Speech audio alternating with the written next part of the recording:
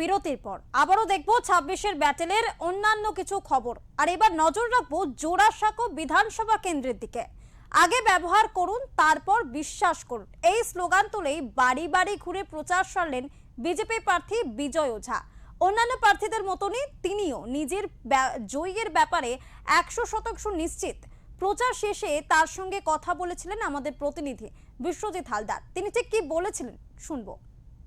দাদা, আপনাকে ওমকারে স্বাগত। নমস্কার।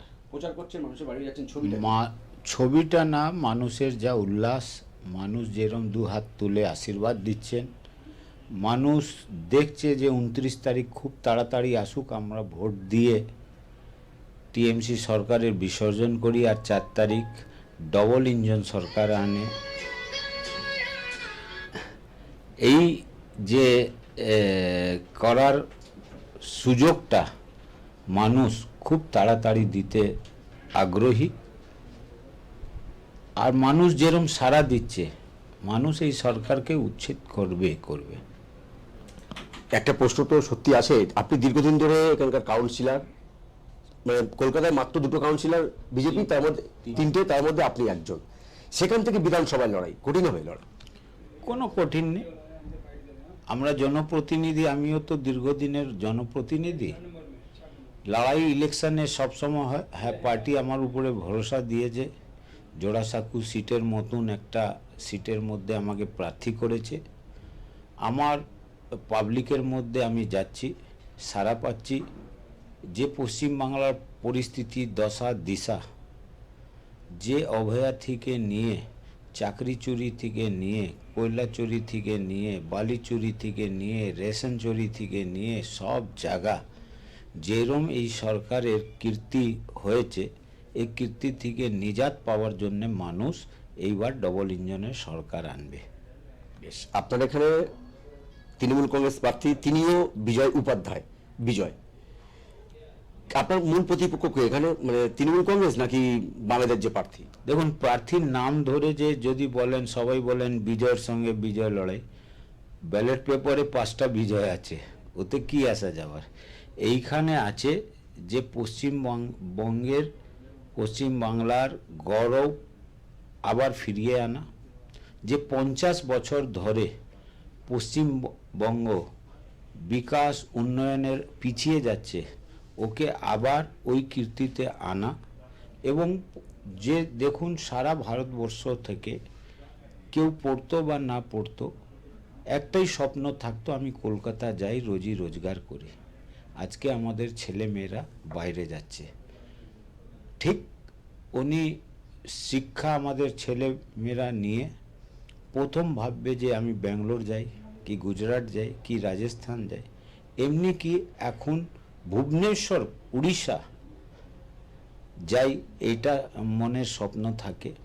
আজকে কেন আপনি জানেন, এই জোড়াসাঁকো অঞ্চলে প্রত্যেকটা বাড়িতে 10টা 15টা 20টা করে উড়িয়া ভাষী লোক থাকতো, যারা দিনের বেলা বাড়িতে কাজ করে, সকালবেলা দিনের বেলা কোনো দোকান পাটে কাজ করত আর নিজের ভরণ পোষণ করত। আজকে আপনি ঘুরে নিন, পুরো এই 72 বড় বাজার ক্ষেত্রে এই জোড়াসাঁকো অঞ্চলে একটাও উড়িয়া পাবেন না কোনো বাড়িতে। তা ওদের রাজ্যে সুযোগ হয়েছে, ওরা চলে গেছে।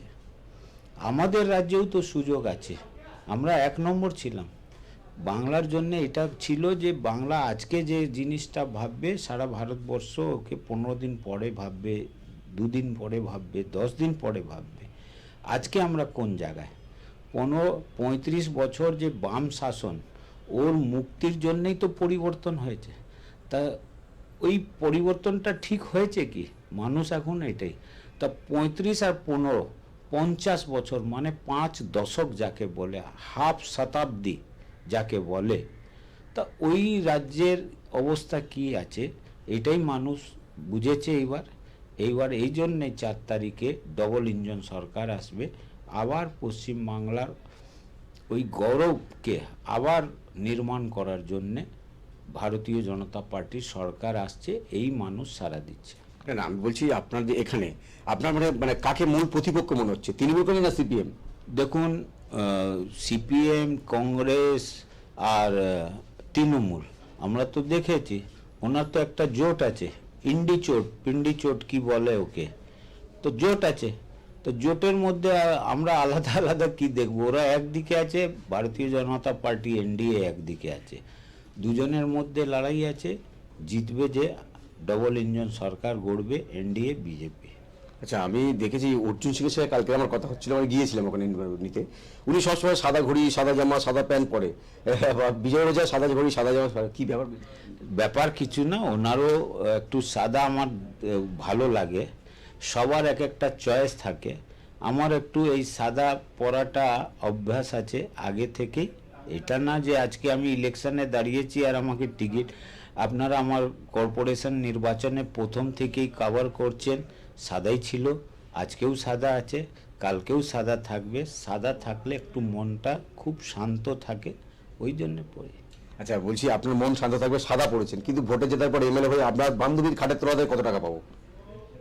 এখন পর্যন্ত তো বান্ধবী নেই। হ্যাঁ, আমাকে একটা ভিডিও দেখেছি, আমার ওয়ার্ডের একটা নেতা বলছে, খুব মন খারাপ হলো দাদা, আমি 15 বছরে এখানকার কাউন্সিলর, এইখানেই জন্ম নিয়েছি, বলছে বিজয় ওঝার 100 কোটি টাকা আছে। মেনে নিলাম, তারপরে যে লাইনটা বললো না, ওটা মানা যায় না। বলে ওর খাওয়ার কেউ নেই, যেহেতু আমার কোনো সন্তান নেই, ঠাকুর আমাকে সন্তান দেয়নি, এই জন্যে দেয়নি যে আমার থেকে বড় কাজ করাবে। আমি তো কাউন্সিলর হয়ে দেখেছি, যাদের 2টো 3টে করে ছেলে আছে, ওর কাজটা বিজয় ওঝা করে। আমার অনেক সন্তান আছে, অনেক অভিভাবক আছে, অনেকই আমার মানে যারা সিনিয়র সিটিজেন থেকে নিয়ে আমার অনেকজন আছে। হতে পারে ঠাকুর যদি আমাকে কোনো সন্তান দিত তো 1টা 2টো দিত, কিন্তু আমার অনেক লোকগুলো, জোড়াসাঁকোয় আপনার প্রচুর সন্তান বলছেন। সন্তান বলতে কি, আমার পরিবারটা বড়। উনি তো বললেন, উনি কি ভেবে বললেন আমি জানি না, এটা বলা উচিতও না। কার কি সন্তান কি করে এটাও বিজয় ওঝা জানে। কেন যে কাউন্সিলর যে হয় না, আমি নিজেকে বলতাম আর বলি যে কাউন্সিলরের মানে হচ্ছে ঘরে কাজ করা, সার্ভিস করা, নৌকরের মতন, সার্ভেন্ট। তা আমি তো ঘরের সব জানি, বাবুদের কি আছে। আমার উপরে 100 কোটি টাকা, 100 কোটি টাকা কত হয় জানেন ওনার? হ্যাঁ, আমরা দেখেছি যারা হেঁটে কর্পোরেশনে আসতো আজকে বড় বড় স্করপিওতে আসে, বিজয় ওঝা কিন্তু বাইকেই যায়, ওটাও অন্যর বাইক। আমি খুব আমার মনে লাগলো দাদা যে ঠাকুর আমাকে সন্তান দেয়নি, হতে পারে কোনো আমার আছে, কিন্তু টাকা দিয়ে সন্তান আর এর কথা নেই। আমার খাওয়ার লোক নেই, কিন্তু আমি অনেকজনকে খাওয়াই। আর যাদের খাওয়ার লোক আছে, ওরা নিজের সন্তানকে বা নিজে ওর সন্তান বাবাকে খাওয়াতে পারে না, আমি এটাও দেখেছি। তা এর মধ্যে আর কি বলার আছে? ইলেকশন আছে, কোনো সুযোগ পাচ্ছে না, কোনো বলার জায়গা পাচ্ছে না, এই জন্য উল্টো পাল্টা কথা বলছে। আমরা দেখেছি খাটের তলায় টাকা দেখেছি, ইডি সিবিআই কোথায় কোথায় যাচ্ছে, টাকার পাহাড়টা দেখেছি, মানুষও দেখছে। এই জন্যই বলছে এইবার পাল্টানো দরকার, চাই বিজেপি সরকার। আপনি জিতলে বিধায়ক হিসেবে প্রথম জোড়াসাঁকোর জন্য কি করবেন ভেবে রেখেছেন? দেখুন, আমি এই অঞ্চলেরই, জোড়াসাঁকো অঞ্চলেরই কাউন্সিলর। মোটামুটি জোড়াসাঁকো অঞ্চলের বড় 4-এরই ক্ষেত্র এই জোড়াসাঁকোতে পড়ে। আর 41, 43, 42 এই ওয়ার্ডগুলো বড় 5-এর পড়ে, কাছাকাছি। এইখানকার আমি সমস্যা জানি, কোথায় জল জমে বড়োতে, ওই কাউন্সিলর টিএমসির কাউন্সিলররাই বলে, তা আমি ওই সমস্যা জানি। কোথায় কি সমস্যা আছে আমি জানি, ওর সমাধান হবে। আমার এক লাইনে আছে, যেইখানে সমস্যা আছে ওখানেই সমাধান। কিন্তু আমি 15 বছরের 3 টার্মের কাউন্সিলর, আজ পর্যন্ত এমএলএ এমপি থেকে 10 পয়সা পাইনি এলাকা উন্নয়নে। কিন্তু বিজয় ওঝা এমএলএ 4 তারিখে হবে, তারপরে কোনো দল দেখবে না, আমার জোড়াসাঁকো অঞ্চলে উন্নয়ন দেখব। আর সবাইকে টাকা দিয়ে মানুষের কাজ করতে হয়, টাকা কোনো পার্টির হয় না। আজকে যদি কেউ এমএলএ এমপি যদি ভাবে যে পার্টিগত, আর পশ্চিমবাংলায় তো পার্টিগতই খরচ, তা বিজয় ওঝাতে এটা পাবেন না। কেন? যে বিজয় ওঝা 2010 সালে এইখানে বামফ্রন্ট আমলে 113 ভোটে জিতে এসছে। কোন ওয়ার্ড থেকে? যেখানে 85 থেকে 2010 পর্যন্ত কোনো কাউন্সিলর রিটার্ন আসেনি। আর বিজয় ওঝা ওই ওয়ার্ডে 3 বার জিতে এসছি রেকর্ড ভোটে, 5100 ভোটে। কেন? যে মানুষের পাশে থেকেছি, মানুষের কাছে থেকেছি। পকেটে স্টাম্প এনি টাইম বিজয় ওঝা ক্যারি করে 2010 সাল থেকে। মানুষের বাড়িতে গিয়ে মানুষের যেখানে দরকার হয় ওখানে স্ট্যাম্প পকেটে করে নিয়ে ঘোরেন 2010 সাল থেকে। আজকে এটা নতুন বলছি না, আপনি জিজ্ঞেস করছেন, সবাই জিজ্ঞেস করে, তা বিজয় ওঝা কি তো জানা উচিত। পশ্চিম বাংলার রাজনীতি সরকার গঠনের পর পলিসির উপরে আধারিত হবে, কিন্তু আপনি যে জনপ্রতিনিধিকে আপনি ভোট দিচ্ছেন ও আপনার কাছে থাকবে কি না থাকবে। আজকে 2011 সালে যখন প্রথম এই জোড়াসাঁকো সিটটা এসছে পরিসীমনের পর, তখন টিএমসি মানে খুব পরিবর্তনের ঝড় ছিল। প্রথম এইখানে টিএমসির লিস্টের নাম কার ছিল? শান্তিলাল জৈন। 3-4 দিনের মধ্যে, সপ্তাহখানিকের মধ্যে ওই নামটা রিটার্ন নিয়ে নিলেন। শান্তিলাল জৈন হাত জোড় করছিলেন যে ভোট দেবেন, আর 3 দিন 4 দিন 5 দিন পর ওনার নাম কেটে গেল। কেন? যে উনি রাম মন্দিরে কার সেবক ছিলেন, উনি অযোধ্যা গেছিলেন। তাহলে একটা মানে বড় সংখ্যা বিক্ষুব্ধ হয়ে যাবে। চেঞ্জ কেন? ধর্মনিরপেক্ষতা এটাই। ওর পরে যে নাকে হলো উনি 21 সালে চেঞ্জ, 21 সালে যাকে আনা হলো 26 সালে চেঞ্জ। যে কোনো ইনস্টিটিউট বা যে কোনো দল নিজের সিটিংকে তখনই সরায় যখন মানুষের ক্ষোভ বিক্ষোভ চরম সীমায় হয়। আর জোড়াসাঁকো থেকে বিবেক গুপ্ত সরে গেল, তাই সে কারণে ওটা ওনার পার্টির, আমি ওটা বলছি না, আমি অ্যাজ ইউজুয়াল একটা কথা বলছি।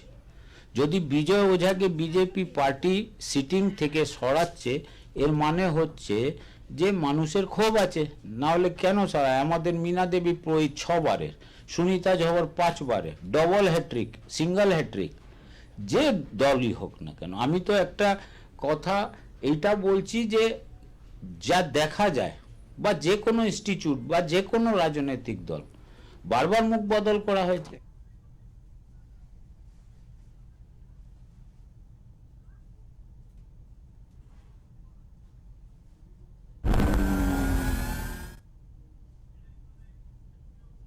রাজ্যে বিধানসভা নির্বাচনের বাকি মাত্র 7 দিন। তার আগেই একেবারে উত্তপ্ত বাংলা। বিভিন্ন রাজনৈতিক দলের যোদ্ধারা তারা কিন্তু একেবারে জোর কদমে প্রচার করছেন, বলা ভালো মাটি কামড়ে প্রচার করছেন, জনসংযোগ মিছিল করছেন। এই আবহে এবার কারা টিকে থাকে, কাদের ভাগ্য নির্ধারণ হয়, কারা নীলবাড়ি দখল করতে পারে, সেই